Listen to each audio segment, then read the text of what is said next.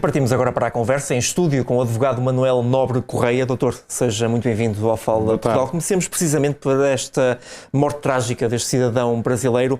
Tal como ouvimos, a família afirma que a empresa diz que isto não se tratou de um acidente de trabalho. Tem razão? Não tem razão? Bem, depende muito. Evidentemente que se trata de uma morte acidental, porque não há intenção de causar dano corporal e com morte ao cidadão. No entanto, tudo depende dos contornos que assumiu a conduta da parte do cidadão brasileiro. Se ele foi coagido de alguma maneira, que pediu para... Não, pedir é uma coisa. Repare bem uma coisa. Nós temos um instinto de autopreservação. Se lhe pedirem para se atirar de uma ponte abaixo, isso não faz com que o senhor tenha que cumprir essa ordem, que não é legítima.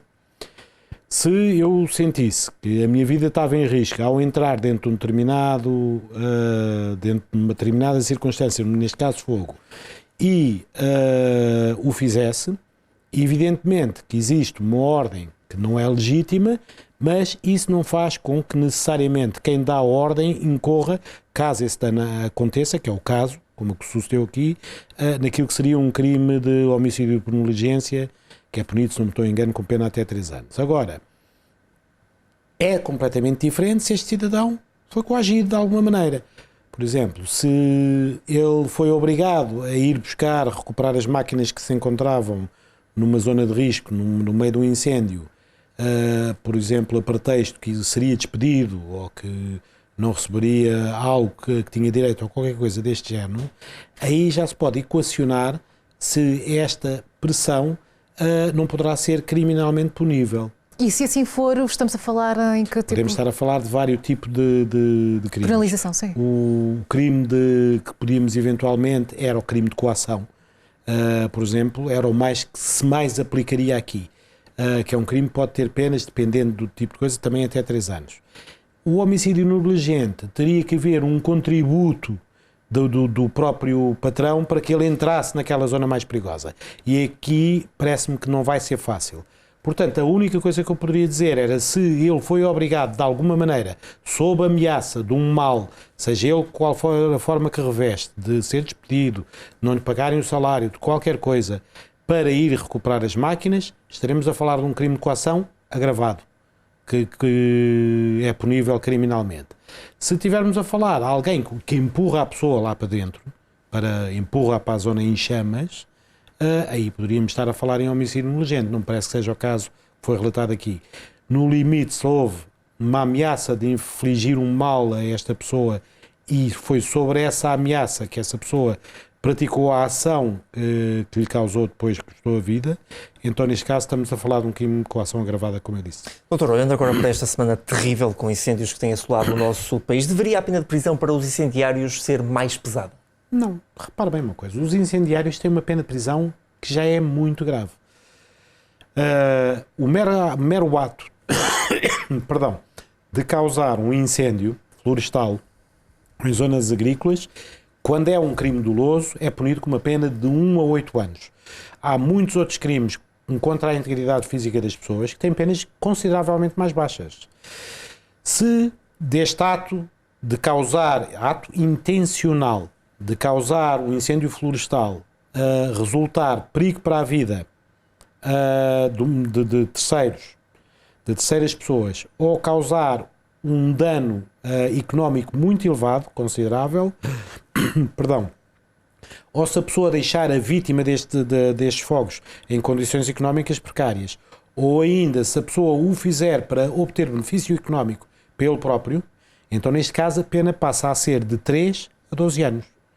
E estes 3 a 12 anos é uma pena muito considerável, tendo em atenção aquilo que é a média das penas no Código Penal, dos valores das penas.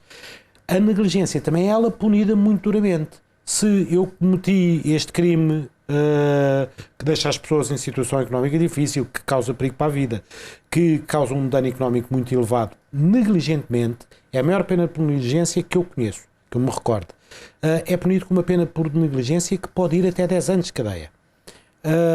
Repare bem que o homicídio, compara um homicídio negligente punido com uma pena até 3 anos, um incêndio florestal com danos elevados com uma pena até 10 anos. E, portanto, eu acho que não é um problema da sanção. A sanção em si já é dura. E quanto à limpeza dos terrenos, continuamos aqui a falar de uma sanção que poderia ser ainda mais pesada, ou também temos aquele problema do facto de grande parte dos terrenos em Portugal não ser praticamente reclamado e não poder... Repare, eu não sou adepto do sancionamento. Eu concordo que existe, de facto, um problema muito grave. Foi dito por uma pessoa que muito percebe de incêndios ainda há pouco tempo, publicamente, que o Estado deveria assegurar a limpeza dos terrenos por uma razão muito simples, porque os terrenos ou não são reclamados por pessoas, como disse, ou então as pessoas que os têm não têm capacidade económica para mandar limpar os terrenos ano após ano. Estarem sempre em cima dos terrenos para estarem... Gastando centenas de euros, às vezes milhares de euros, para limpar terrenos que nem sequer sabem, conhecem a localização exata. Portanto, aumentar o sancionamento, ou seja, aplicar a pessoas que têm parcos de recursos, coimas que vão até 10 mil, 5 mil... Não é a solução? Não é a solução, porque mais as pessoas não têm meios. Talvez? O que eu acho, eu vou-lhe ser sincero, há meios para suprir este tipo de deficiências. Obviamente é necessário muito maior vigilância, mas o Estado deveria assegurar, e eu não sei se nos próprios terrenos que são tidos pelo Estado tal é feito, essa limpeza é feita com a regularidade que deveria ser, na minha opinião, o Estado a assegurar. Nós não vamos conseguir aumentar o nível de limpeza das matas, punindo ainda com mais severamente, com sanções maiores, nomeadamente coimas, as pessoas que os têm, porque as pessoas que têm aqueles terrenos que não os limpam, ou não têm capacidade económica para o fazer, ou por simplesmente nem sequer sabem onde é que estão esses terrenos. Portanto, o lógico seria o Estado encarregar-se dessa tarefa e, para mim, seria muito mais eficaz do que punir mais severamente. Ou seja, prevenção e investigação. Sim. É a forma correta. Sim. Não punição. A punição, repara bem uma coisa, a punição só resulta, tem um efeito dissuasor, como é óbvio, chamou a atenção de toda a gente para a limpeza das matas, mas não faz com que desapareça a conduta. A punição por si só é insuficiente neste caso. Como nós vimos, eu ouvi há pouco tempo dizer uma personalidade que falou sobre isto, que dizia: nós aumentamos imenso o número de reclusos a cumprir pena efetiva por crime de incêndio florestal, que acho que, se não me engano, o número referido era 74, e a verdade é que, tendo aumentado exponencialmente o número de pessoas que cumprem penas de cadeia efetivas por isto, até chegar ao ano em que nós estamos, não impede que continuem a haver incêndios. Até porque, estatisticamente, isto é uma coisa um dado que eu não sei, vocês provavelmente o terão, estatisticamente continua a ser, os incêndios de origem criminosos não são de todos esmagadoramente dominantes na origem dos incêndios florestais. São 30%. Muito 30%? Sim. Doutor. Muito bem. Doutor, muito obrigado. Obrigada. Muito obrigado. E até uma próxima oportunidade. Obrigado e boa noite.